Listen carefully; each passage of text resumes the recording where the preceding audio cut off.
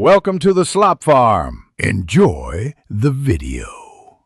In this video, I will explain how to create a website in Figma. First, open Figma and begin a new design file. You'll want to set up your canvas with appropriate dimensions for web pages, typically around 440 pixels wide for desktop. This initial setup is crucial for a smooth design process, allowing you to lay out your elements effectively and ensure everything fits perfectly within your intended viewports. Next, focus on structuring your website with frames.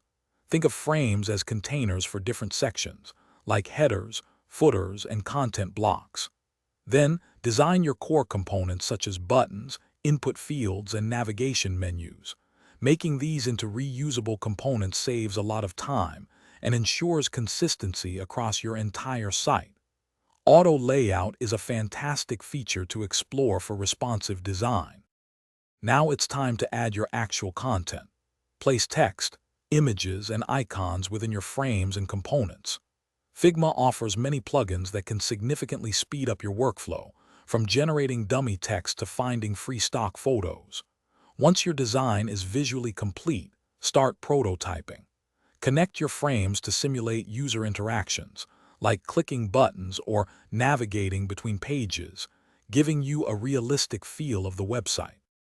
Finally, share your masterpiece. Figma makes it easy to share your design with team members or clients for feedback. They can leave comments directly on the canvas.